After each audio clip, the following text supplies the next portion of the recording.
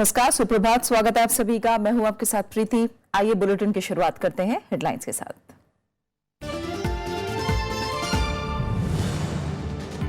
Headley के बयान के बाद भारत का सख्त रुख। विदेश मंत्रालय ने कहा, आतंकी सरगनाओं को कानून के शिकंजे में लाए पाकिस्तान। अमेरिका से मिलने वाली मदद पर भी लगी रोक।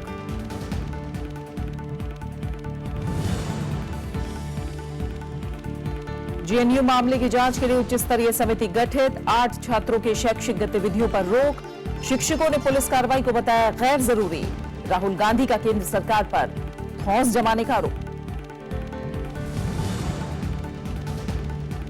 बिहार में 12 घंटे के भीतर बीजेपी के 2 नेताओं की हत्या। विपक्ष का कानून व्यवस्था पर सवाल। मुख्यमंत्री नीतीश कुमार ने की उच्च स्तरीय बैठक।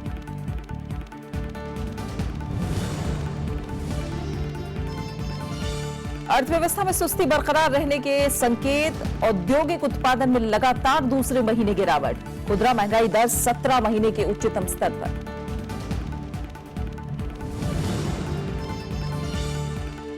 और दक्षिण एशियाई खेलों के मैराथन में गोल्ड जीत। कविता रावत ने हासिल किया रियो ओलंपिक का टिकट। पुरुष हॉकी फाइनल में पाकिस्तान से मिली हार। 146 स्वर्ण के साथ शिखर पर कायम भारत।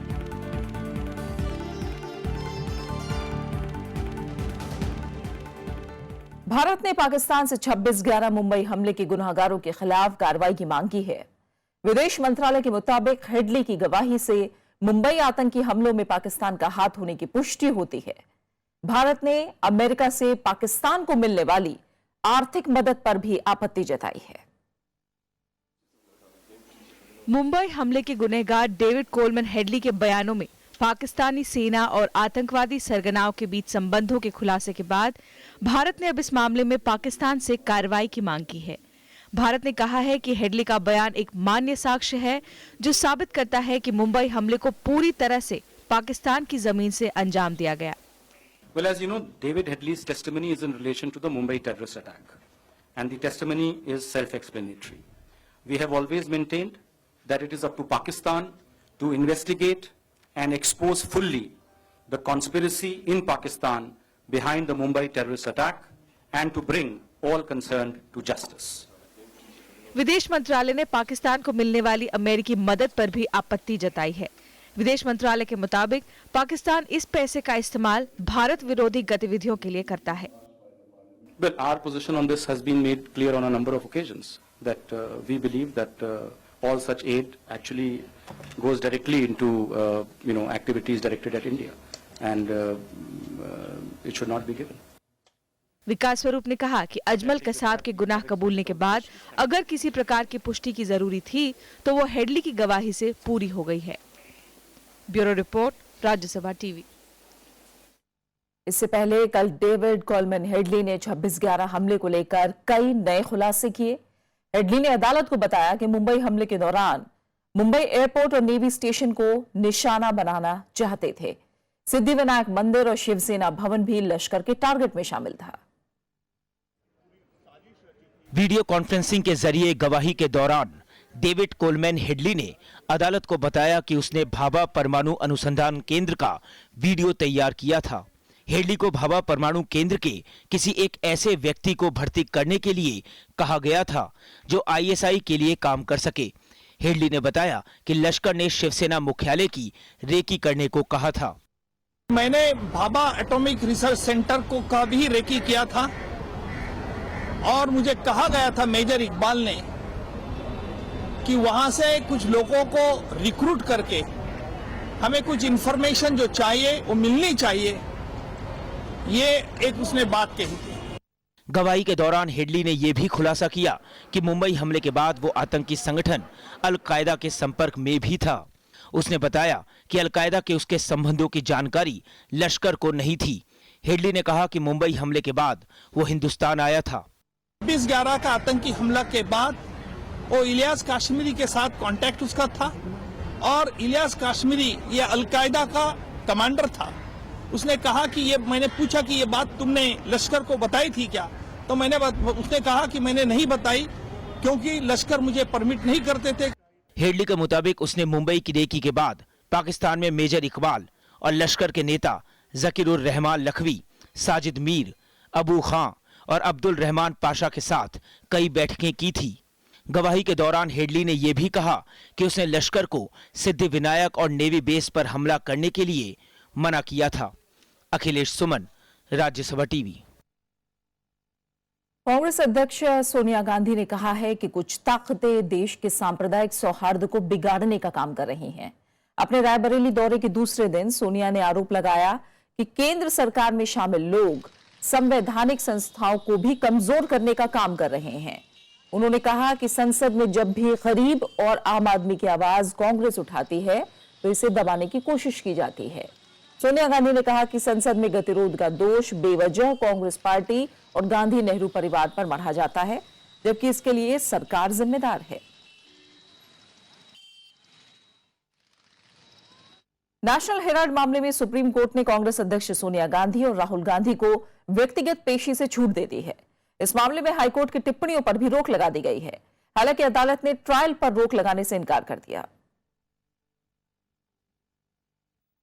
नेशनल हेराल्ड मामले में कांग्रेस अध्यक्ष सोनिया गांधी और उपाध्यक्ष राहुल गांधी के खिलाफ मुकदमा चलता रहेगा। शुक्रवार को सुप्रीम कोर्ट ने ट्रायल कोर्ट की कार्रवाई पर रोक लगाने से इनकार कर दिया। अदालत ने यह भी कहा कि आरोपी अपनी दलीलें ट्रायल कोर्ट के सामने आरोप तय होने के समय रखें। सभी मुद्दे पुनः चार्ज फ्रेमिंग के स्टेज पे बहस की जा सकती है, ये अनुमति उच्चतम न्यायालय ने दी है, स्पष्ट किया है। तीसरा और महत्वपूर्ण के सभी अभियुक्तों को एग्जेम्पशन, पूर्ण रूपेण एग्जेम्पशन दिया गया है। सुप्रीम कोर्ट ने दिल्ली हाई कोर्ट के रुख को जल्दबाजी बताते हुए इस मामले में की गई सभी टिप्पणियों को भी खारिज कर दिया है। अदालत ने सोनिया गांधी और राहुल गांधी को निचली अदालत में होने वाली व्यक्तिगत पेशी से छूट दे दी है। सुप्रीम कोर्ट ने कहा कि जरूरत पड़ने पर अदालत इन्हें बुला सकती है। जो ट्रायल कोर्ट के ऑर्डर है वो भी कायम है और इसीलिए ट्रायल चलेगी और जहां तक उनकी उपस्थिति के हैं वो यदि जज अनिवार्य नहीं समझता है तो उनको बुलाने की जरूरत नहीं है। बीजेपी नेता सुब्रमण्यम स्वामी ने कोर्ट में दाखिल अर्जी में आरोप लगाया था कि सोनिया और राहुल ने कांग्रेस पार्टी से लोन देने के नाम पर नेशनल हेराल्ड की 2000 करोड़ की संपत्ति जब्त कर ली। पटियाला हाउस अदालत में इस मामले में अगली सुनवाई 20 फरवरी को होगी। रविंद्र सिंह चौहान, राज्यसभा टीवी। दिल्ली हाईकोर्ट ने दिल्ली सरकार को अवमानना का नोटिस भेजा है। आरोप है कि हाईकोर्ट के आदेश के बावजूद सरकार यौन उत्पीड़न कानून के तहत जिला अधिकारियों की नियुक्ति नहीं कर पाई। सरकार को 17 फरवरी को इस नोटिस का जवाब देना है। दिल्ली हाईकोर्ट ने सेक्सुअल हैरेसमेंट एक्ट के तहत जिला अधिकारी की नियुक्ति नहीं करने को लेकर नाराजगी जताते हुए दिल्ली सरकार को अवमानना का नोटिस भेजा है। एक मामले की सुनवाई के दौरान हाईकोर्ट ने 5 हफ्ते के भीतर जिला अधिकारी नियुक्त करने का आदेश दिया है। कोर्ट का कहना है कि बिना ऐसे अधिकारी के इस कानून का कोई मतलब नहीं रह जाता। आईसीसी की जो एपेलेट बॉडी है वो डीओ है, डिस्ट्रिक्ट ऑफिसर, वो नहीं है दिल्ली में। जब हाईकोर्ट ने ऑर्डर दिया कि with in 5 weeks it should be formed, उसकी भी सरकार ने वो नहीं बनाया। सत्ता पाने के बाद इस सरकार को महिलाओं से जुड़े दिल्ली हाई कोर्ट के आदेश भी सुनाई नहीं दे रहे हैं। ऐसे में ये सवाल उठना लाजमी है कि क्या आम आदमी पार्टी भी उन राजनीतिक दलों की राह पर चल पड़ी है जिनकी कथनी और करनी में भारी अंतर पाया जाता है। दिल्ली के एक मशहूर 5 सितारा होटल में काम करने वाली लड़की ने अपने ऊपर हो रहे अत्याचारों के खिलाफ दिल्ली हाई कोर्ट का दरवाजा खटखटाया था, जिसके बाद ये बात सामने आई कि महिलाओं के हितों की बात करने वाली केजरीवाल सरकार किस तरीके से महिलाओं की सुरक्षा के लिए बने कानून को लागू करने में लापरवाही बरत रही है। जानकारों का मानना है कि सरकार की इस लापरवाही के कारण दिल्ली में काम कर रही महिलाओं को दिक्कतों का सामना करना पड़ रहा है। महिलाओं की सुरक्षा पे हमारा पूरा फोकस है। विशाखा कमेटी के ऊपर काफी काम चल रहा है। तो ओवरऑल दिल्ली में महिलाओं की सुरक्षा के लिए सरकार न केवल संजीदा, इसने काफी कदम उठा भी लिए हैं। Sexual harassment act at work place act 2013 की धारा 18 के अनुसार राज्य सरकारों को जिला अधिकारी तैनात करने होते हैं, जो संस्था की आंतरिक समिति के खिलाफ अपील सुनने का अधिकार रखती है। It's a government agency. It has the power to appoint the appellate authority. First and foremost, this post should not have been lying vacant. There is an act and there is a purpose to the act. You can't completely defy the purpose of the act. Delhi high court के अवमानना के notice का जवाब दिल्ली सरकार को 17 फरवरी तक देना है। रविंद्र सिंह शरण, राज्यसभा टीवी। मशहूर अर्थशास्त्री और नोबेल पुरस्कार विजेता अमर्त्य सेन ने भारत में पैर पसार रही असहिष्णुता पर चिंता जताई है। शुक्रवार को दिल्ली के इंडिया इंटरनेशनल सेंटर में जाने माने पत्रकार राजेंद्र माथुर की स्मृति में आयोजित व्याख्यान में अमर्त्य सेन ने कहा कि खाने पीने और विचारों की आजादी पर पाबंदी नहीं लगाई जा सकती। उन्होंने अल्पसंख्यकों की सुरक्षा पर जोर देते हुए कहा, लंबे अरसे से जारी ऐसी घटनाएं रुकनी चाहिए। कार्यक्रम का आयोजन एडिटर गिल्ड ऑफ इंडिया ने किया था, जिसमें कई वरिष्ठ पत्रकारों के अलावा बड़ी संख्या में लोगों ने शिरकत की।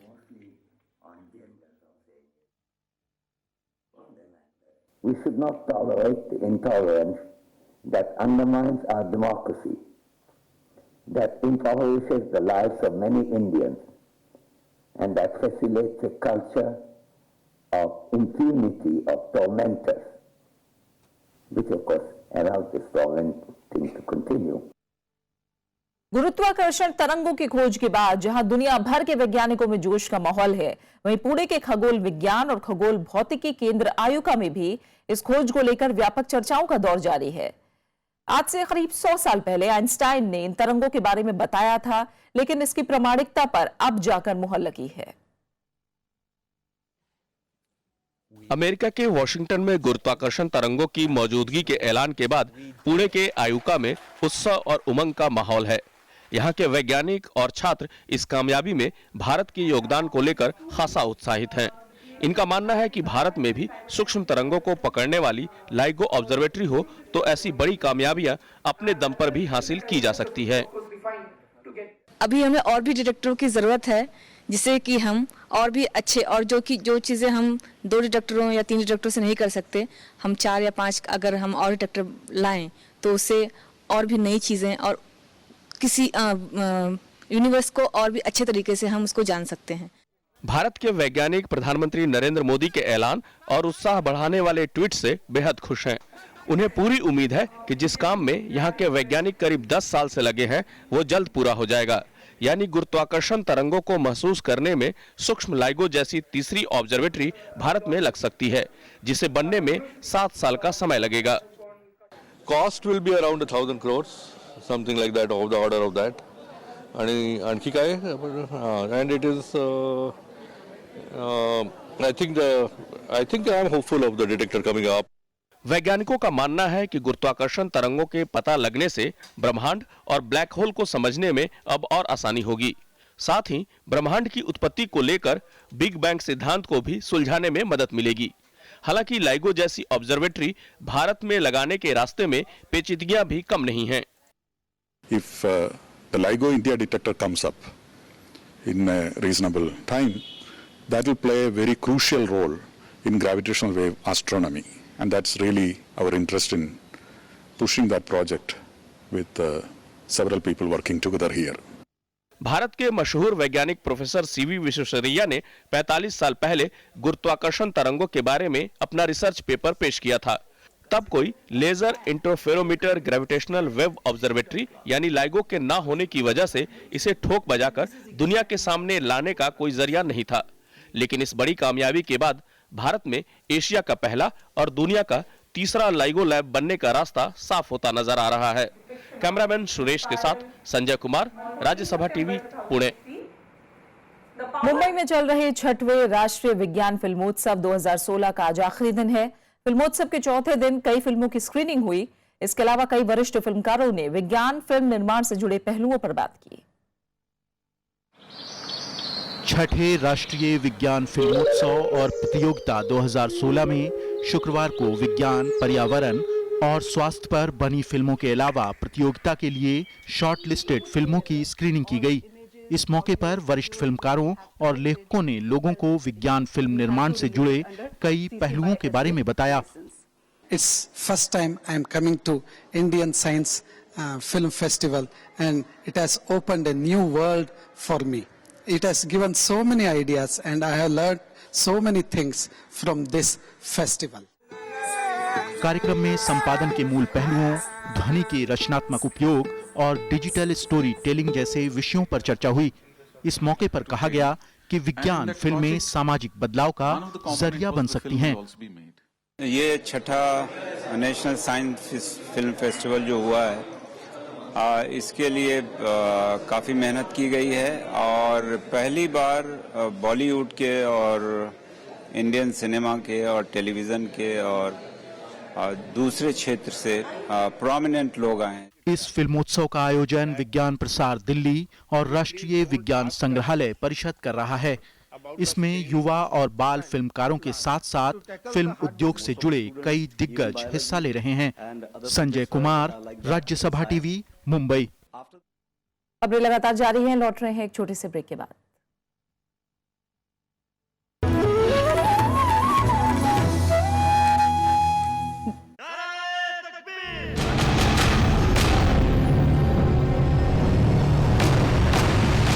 शायद मुझसे ऐसा कोई काम हो जाए जिससे किसी भी लोगों के पल्ले में कोई अच्छाई पड़ गई तो मैं समझूंगा कि मेरी आखिरत संवर गई। पता है हमारे ये छोटे छोटे मंसूबे क्यों नाकाम हो रहे हैं?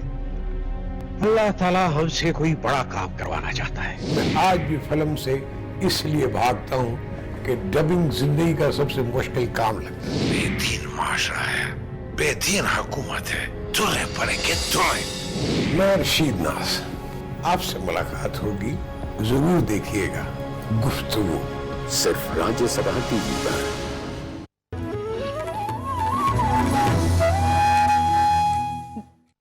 बिहार में पिछले 12 घंटे में बीजेपी के 2 नेताओं की हत्या से प्रशासनिक व्यवस्था पर सवाल उठने लगे हैं। पहले छपरा में बीजेपी नेता केदार सिंह की हत्या के बाद आरा के शाहपुर थाना क्षेत्र में बीजेपी नेता विश्वेश्वर ओझा की दिन दहाड़ी गोली मारकर हत्या कर दी गई। विश्वेश्वर ओझा पार्टी के टिकट पर चुनाव लड़ चुके थे और बीजेपी के प्रदेश उपाध्यक्ष थे। बीजेपी और लोक जनशक्ति पार्टी ने इन हत्याओं की कड़ी निंदा की है। साथ ही राज्य में कानून और व्यवस्था की बिगड़ती स्थिति के लिए राज्य की महागठबंधन सरकार को जिम्मेदार ठहराया है।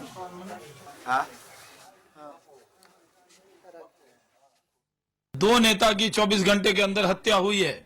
इस पर भारतीय जनता पार्टी नीतीश कुमार जी को साफ तौर पे कहना चाहती है कि आपको हुकूमत लोगों ने वोट दिया है, मुख्यमंत्री बनाया है सुशासन के लिए, न कि राजनीतिक बदले की भावना से जिस तरह की हत्याएं हो रही है और खासकर भाजपा के नेता की। हमारे प्रदेश में राजनीतिक हत्याओं का एक दौर शुरू हो गया। चुन चुनकर चिन्हित कर ऐसे लोगों को मौत के घाट उतारा जा रहा है जिन्होंने कभी न कभी महागठबंधन के खिलाफ, इनके नेताओं के खिलाफ उन्होंने अपनी चिंताओं को प्रकट किया, जो कि हमारे प्रदेश में अब ये बहुत बड़ी चिंता का विषय बन गया है। हत्याओं पे राजनीति करने के पक्ष में नहीं, मुझे मृतक के प्रति भी, उनके परिवार के प्रति भी पूरी सहानुभूति है और उनके परिवार के लोगों को न्याय दिलाया जाएगा, ये मैं कहना चाहता हूं। प्रधानमंत्री नरेंद्र मोदी आज मुंबई में मेक इन इंडिया वीक की शुरुआत करेंगे। इस मौके पर लिथुआनिया, स्वीडन और फिनलैंड के प्रधानमंत्री भी उनके साथ होंगे। इस मौके पर प्रधानमंत्री एक सभा को संबोधित करेंगे जिसमें भारत और विदेशों के उद्योगपति शामिल होंगे।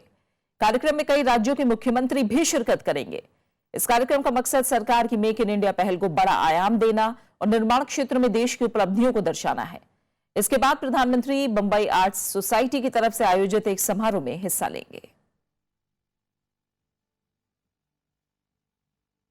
जेएनयू में देश विरोधी नारे के मामले की जांच के लिए विश्वविद्यालय ने एक उच्च स्तरीय जांच समिति बनाई है।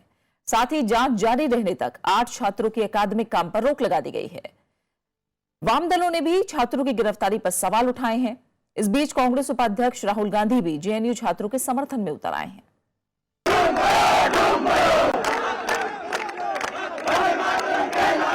जेएनयू में देश विरोधी नारे लगाए जाने के बाद से प्रदर्शनों का सिलसिला थमने का नाम नहीं ले रहा। देर रात एबीवीपी सदस्यों ने कैंपस में प्रदर्शन किया। आजादी की बात कर रहे थे, उसके खिलाफ जो 50 लोग थे, आज आप देख सकते हैं संख्या, ये हजारों की संख्या उसका गवाह है कि जेएनयू कभी भी एंटी नेशनल नहीं था। उसका जो आम विद्यार्थी है, जो इसकी मेजॉरिटी है, वो हमेशा नेशनलिस्ट रही है, वो हमेशा पेट्रियोटिक रही है। तो जेएनयू छात्र संघ अध्यक्ष कन्हैया कुमार की गिरफ्तारी के विरोध में भी छात्र और शिक्षक प्रदर्शन कर रहे हैं। जेएनयू शिक्षक संघ ने पुलिस कार्रवाई को गैर जरूरी बताया और सभी छात्रों की तुरंत रिहाई की मांग की। तो जेएनयू ने मामले की जांच और उचित कार्रवाई के लिए एक उच्च स्तरीय समिति गठित कर दी है। वहीं अनुशासन समिति की अंतरिम रिपोर्ट की सिफारिशों के बाद 8 छात्रों के अकादमिक काम पर रोक लगा दी गई है, जिस पर अंतिम रिपोर्ट के बाद आखिरी फैसला लिया जाएगा। वहीं वाम दलों ने छात्रों की गिरफ्तारी पर सवाल उठाए हैं। IASF never involved in such activities. AISF is known for its patriotic duties and patriotic activities. It was in the forefront of the freedom movement. Those who accuse AISF for such activities, they should know some history of our country. Where was ABVP? I am asking you. इस बीच कांग्रेस उपाध्यक्ष राहुल गांधी भी JNU छात्रों के समर्थन में उतर आए हैं। कांग्रेस उपाध्यक्ष राहुल गांधी ने ट्वीट किया कि मोदी सरकार जेएनयू जैसे संस्थान पर अपनी धौंस जमा रही है, जो पूरी तरह से निंदनीय है। हालांकि उन्होंने साफ किया कि भारत विरोधी भावना स्वीकार्य होने का कोई सवाल ही नहीं, जबकि असहमति और चर्चा का अधिकार लोकतंत्र के आवश्यक तत्व हैं। I think that especially senior ministers in the government should be a little circumspect before saying that the strongest action should be taken. While any anti-national activity must be condemned, but I don't think also that ministers should go out of their way to prejudge issues. इससे पहले गृह मंत्री राजनाथ सिंह और मानव संसाधन विकास मंत्री स्मृति ईरानी ने कहा था कि सरकार किसी भी राष्ट्र विरोधी गतिविधि को सहन नहीं करेगी। इसके लिए मैंने पुलिस कमिश्नर दिल्ली को जो भी आवश्यक इंस्ट्रक्शंस देने चाहिए वो मैंने इंस्ट्रक्शंस दिया है और उनके विरुद्ध कठोर कार्रवाई होनी चाहिए और कठोर कार्रवाई होगी। वहीं अदालत ने कन्हैया कुमार को 3 दिन की पुलिस हिरासत में भेज दिया है। उस पर देशद्रोह और आपराधिक साजिश रचने का आरोप लगाया गया है। दरअसल मंगलवार शाम डेमोक्रेटिक स्टूडेंट्स यूनियन से ताल्लुक रखने वाले 10 छात्रों ने अफजल गुरु की बरसी पर कार्यक्रम आयोजित किया था, जिसके अंत में एबीवीपी ने विरोध जताते हुए हंगामा किया और बात मारपीट तक जा पहुंची। Bureau report, Rajya Sabha TV. ठीक ऐसा ही मामला दिल्ली के प्रेस क्लब में भी हुआ। दिल्ली पुलिस ने इस मामले में कार्रवाई करते हुए डीयू के पूर्व प्रोफेसर एसएआर गिलानी के खिलाफ राष्ट्रद्रोह का मामला दर्ज किया है। वहीं प्रेस क्लब ने आयोजन के लिए कॉन्फ्रेंस हॉल बुक कराने वाली अली जावेद को प्रेस क्लब से निष्कासित कर दिया। प्रेस क्लब ने बुकिंग नीति और नियमों की समीक्षा के लिए 3 सदस्यीय कमेटी गठित कर दी है।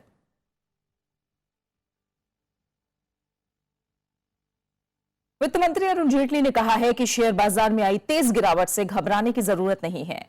उन्होंने इसके पीछे वैश्विक कारकों को जिम्मेदार बताया।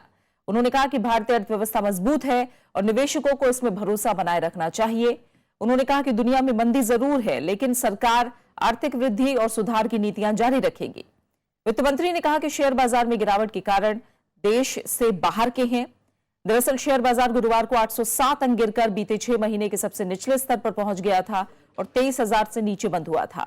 वित्त मंत्री ने बैंकों के बढ़ते एनपीए को भी चुनौती बताया है। Now there could be several reasons for it, predominantly reasons which are outside the country, the uncertainty in the Fed rates or what's happening in Europe or the slowdown anticipated in China. Now these global factors will remain and will have to be tackled globally by those economies. अर्थव्यवस्था में सुस्ती बरकरार रहने के ही संकेत मिल रहे हैं। औद्योगिक उत्पादन में लगातार दूसरे महीने गिरावट दर्ज हुई है। नवंबर के बाद दिसंबर में औद्योगिक उत्पादन पिछले साल इसी महीने की तुलना में 1.3% कम रहा। दिसंबर में भी औद्योगिक उत्पादन की ग्रोथ नेगेटिव में ही बनी हुई है। हालांकि दिसंबर में आईआईपी ग्रोथ -1.3% रही है।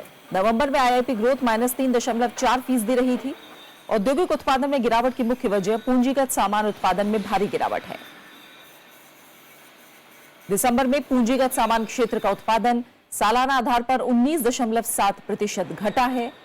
सूचकांक में 75% का हिस्सा रखने वाले विनिर्माण क्षेत्र का उत्पादन दिसंबर में 2.4% घटा है। महंगाई के मोर्चे पर भी लोगों को राहत मिलती नजर नहीं आ रही है। खुदरा महंगाई दर में एक बार फिर बढ़ोतरी हुई है।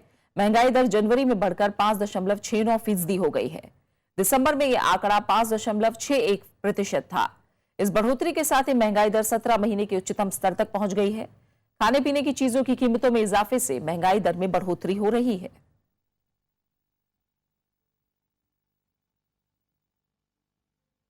और अब खेल जगत से जुड़ी खबर।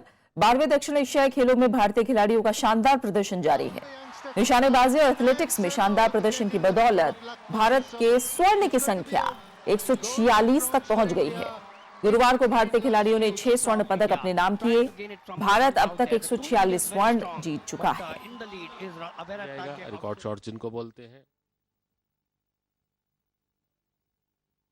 और एथलेटिक्स में लंबी दूरी की धाविका कविता राउत ने स्वर्ण पदक के साथ रियो ओलंपिक के लिए क्वालिफाई कर लिया है।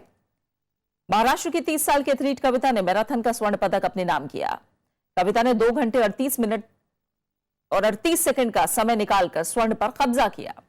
कविता चौथी भारतीय महिला एथलीट है जिन्होंने रियो ओलंपिक में जगह बनाई है। निशानेबाजी की बात करें तो भारत ने कल 4 स्वर्ण, 1 रजत और 2 कांस्य पदक हासिल किए हैं। आप अपनी स्क्रीन में देख सकते हैं। मैच शुरू हो चुका है। हालांकि पुरुष हॉकी में भारत को निराशा का सामना करना पड़ा। फाइनल मुकाबले में पाकिस्तान ने भारत को हराकर स्वर्ण पर कब्जा किया। पाकिस्तान ने भारत को 1-0 से मात दी। इस तरह भारत को रजत से ही संतोष करना पड़ा। अबिसुर रहमान ने पहले हाफ के अंतिम क्षणों में एकमात्र गोल दागकर पाकिस्तान को लगातार तीसरी बार इन खेलों का स्वर्ण पदक दिलाया।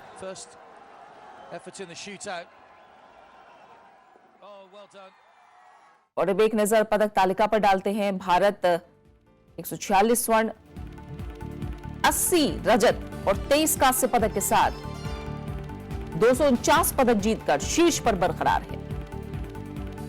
श्रीलंका 25 स्वर्ण, 53 रजत और 79 कांस्य के साथ 157 पदक जीतकर दूसरे स्थान पर है।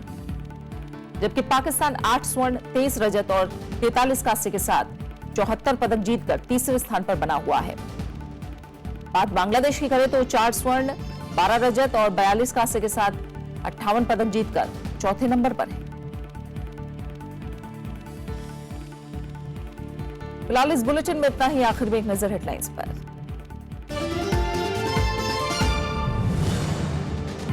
हेडली के बयान के बाद भारत का सख्त रुख। विदेश मंत्रालय ने कहा आतंकी सरगनाओं को कानून के शिकंजे में लाए पाकिस्तान। अमेरिका से मिलने वाली मदद पर भी लगे रोक।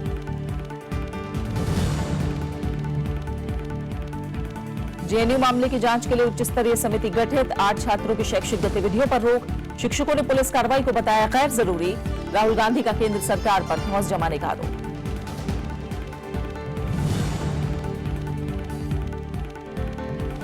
बिहार में 12 घंटे के भीतर बीजेपी के 2 नेताओं की हत्या। विपक्ष का कानून व्यवस्था पर सवाल। मुख्यमंत्री नीतीश कुमार ने की उच्च स्तरीय बैठक।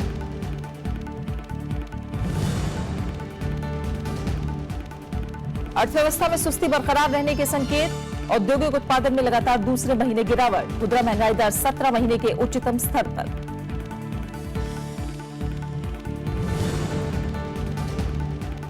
दक्षिण एशियाई खेलों में मैराथन में गोल्ड जीत कविता रावत ने हासिल किया रियो ओलंपिक का टिकट। पुरुष हॉकी फाइनल में पाकिस्तान से मिली हार। 146 स्वर्ण के साथ शिखर पर कायम भारत।